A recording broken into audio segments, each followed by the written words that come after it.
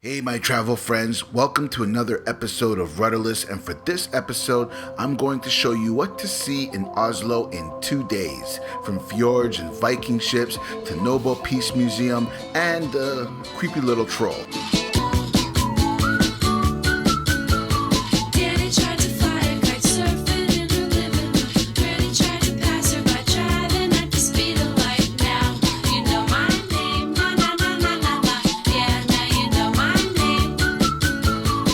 Oslo was founded in 1040 and established as a Kupstad, an old Scandinavian term for a market town, in 1048 by Harald Hardrada.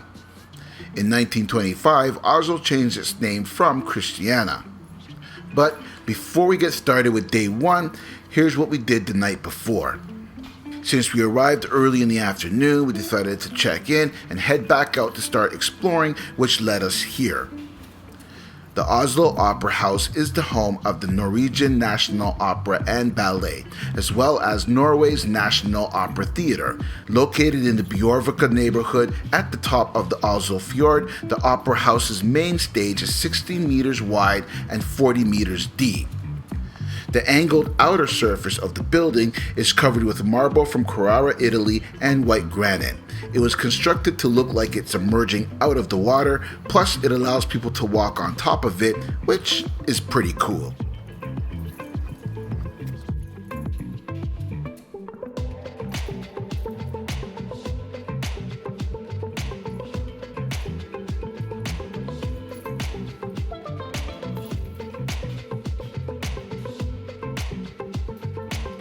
I love tigers. For dinner, we headed to the Cafe Cathedral. The cafe, located on the main pedestrian walkway, where for $70 Canadian, you can get a pizza, beer, and a shot of the Viking-inspired liquor called Aquavit. Yeah, Oslo is not cheap.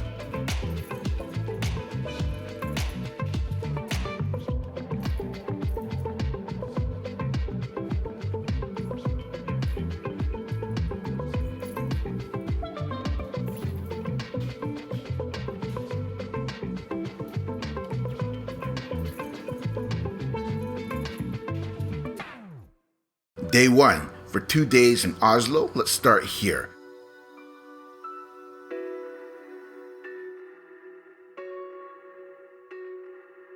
Karl Johans Gate is not really a gate, but rather the central pedestrian walkway.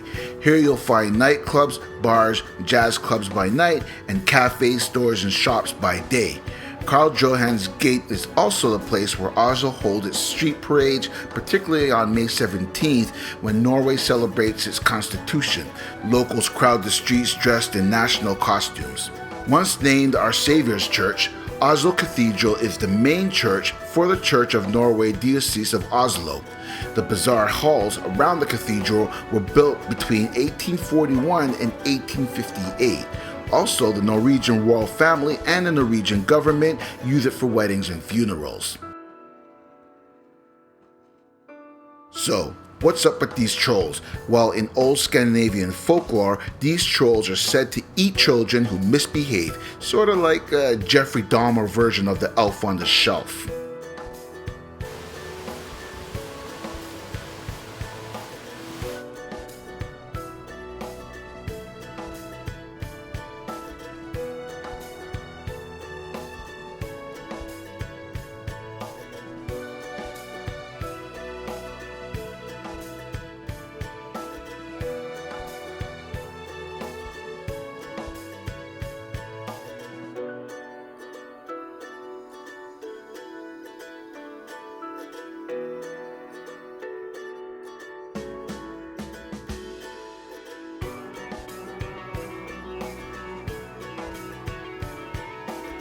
One of Norway's largest and most notable venues for the performance of dramatic arts is the National Theatre.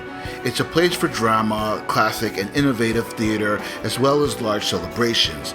The main stage and the theatre itself was built in 1899.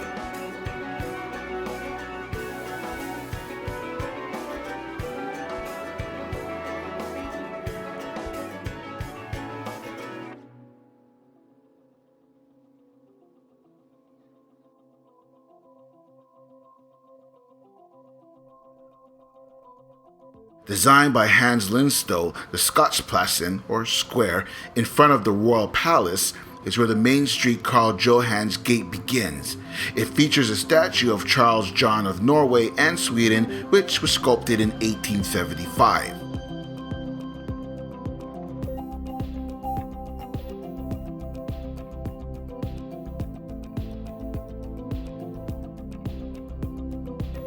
Oslo City Hall is a municipal building that houses the city council, the city's administration, and various communal organizations. The building was constructed between 1931 and 1950. It's open to the public and hosts over 300,000 national and international guests each year.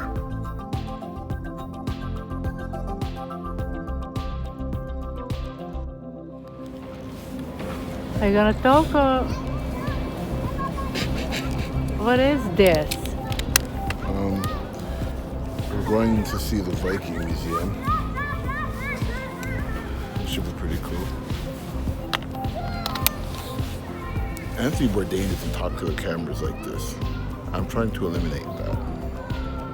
Like, I don't want to be like those travel bloggers like, we're on our way to go see the museum. The Nobel Peace Center is an exhibition for the Nobel Peace Prize honorees, as well as the ideals it embodies. It's also a place where culture and politics mix to promote involvement, debate, and reflection around topics that most people don't want to discuss.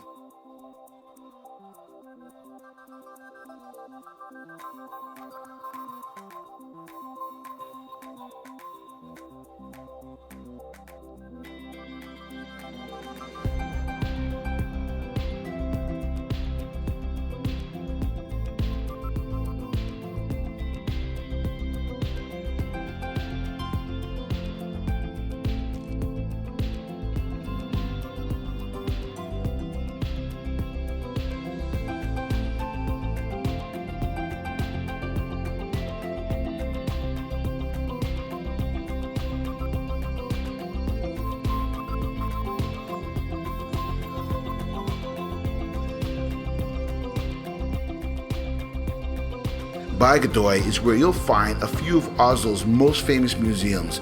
Although the peninsula is mainly a residential area, there are numerous trails for both cycling and walking.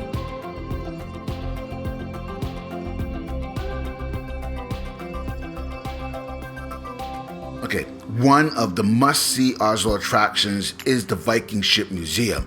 The museum contains one of the world's best preserved Viking ships, as well as items from Viking tombs around the Oslo fjord. It also has displays of discoveries from Gokstad, Osberg, and tune ships, small boats, sleds, tools, textiles, and utensils.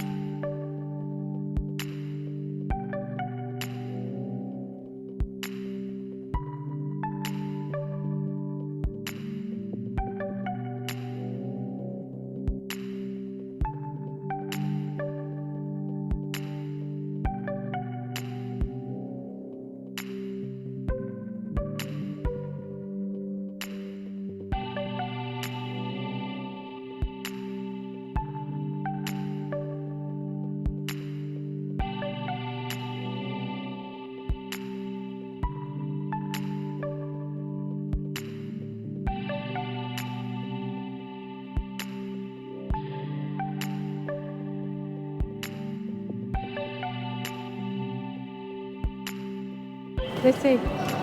Hey.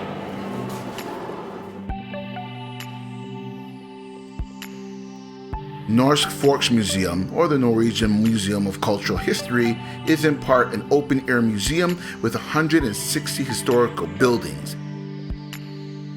The museum's exhibits center from the 1500s until the present time, and the indoor exhibits feature Norwegian folk costumes, folk art, church art, and Sami culture.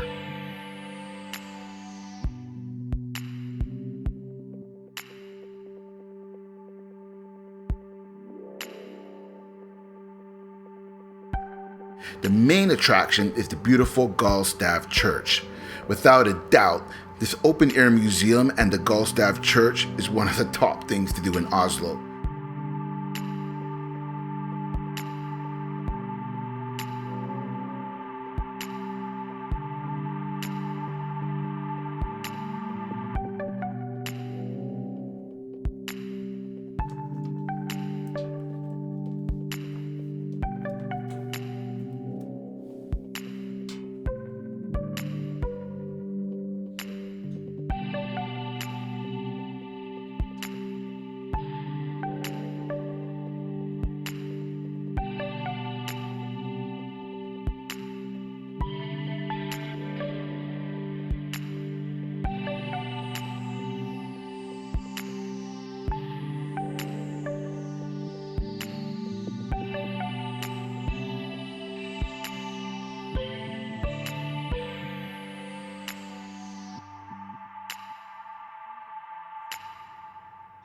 Day 1 ends here at Rorbua, which serves typical Norwegian cuisine.